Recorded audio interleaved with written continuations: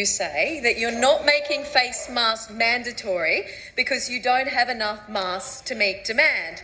A few hours later, Junior Minister Stuart Ayres said, we do have enough. In other words, he was sent out to clean up your mess. Do we or don't we have enough face masks? She's a goose, don't worry about it. Minister. Thank you, Mr Speaker. Mr Speaker, I'm delighted to finally have a question on the pandemic and to acknowledge that there are issues that should be considered in a careful way. I have to say, though, that I heard the leader of the opposition, the temporary leader of the opposition, actually being a complete pork chop out there today. Quite stupid.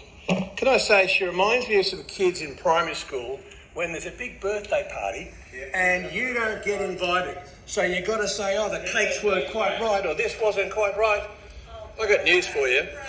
What is actually happening is a major world pandemic, and most of your colleagues around the country are behaving far more responsibly than you are. To go out and stir up and carry on and play word games is just as immature and as juvenile as a leader of the opposition could get. Quite stupid. For the moment. Seriously, if that's the contribution that New South Wales Labor is making to managing a COVID crisis, we have a huge problem. I can only wait.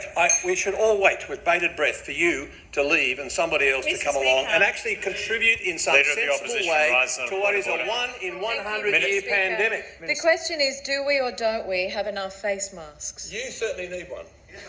Do we or don't we have enough face masks? It's pretty simple, Minister. Leader of the Opposition, you direct your points of order to me, please. This morning you said we don't. Leader of the Opposition will resume her seat. That's a complete misinterpretation. You're telling... You don't need a mask except in those circumstances. If you want to, you can wear it. It'll obviously. Would you just be quiet? Just be quiet. Seriously. The health advice, basically.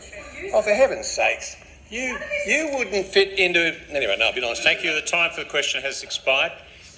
When I was a teacher many years ago, there were a couple of kids in the class like you, and normally they went down to 6 pretty quickly because that's what you should be doing. Carrying on like that, that's just stupid.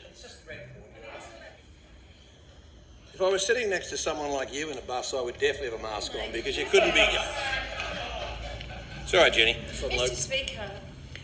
The Leader of the Opposition rises the point of order. If you raise an issue of relevance now, you are as irrelevant as you will ever be.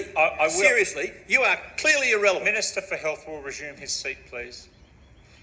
Leader of the Opposition, what's your point of order? Mr Speaker, it's 129. Okay, I will rule this on morning it straight the Health Minister said if you're going on public transport, definitely wear it. Stop now, please. I'm seeking clarification for the citizens of New South Wales. Thank you. That is enough. The Minister has your more mind. than clarified his position already, and I'm satisfied that he has absolutely clarified his intent and what he said. So you may continue. Thank you. I'm trying to give you some serious advice that came from Health, and you're not interested in listening. You're just playing word games. No, just before I take the point of order, I'm going to remind the Minister, I know that there have been interjections, but I am going to remind the Minister, please, to direct his comments through the Chair.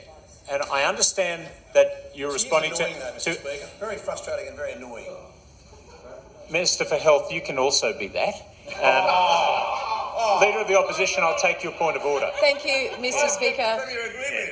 Thank you, Mr Speaker. Here's a Health Minister. I would ask that he stop attacking me over the table and just answer the question. Thank you. Minister for Health, sit there and keep quiet, then I would answer the question.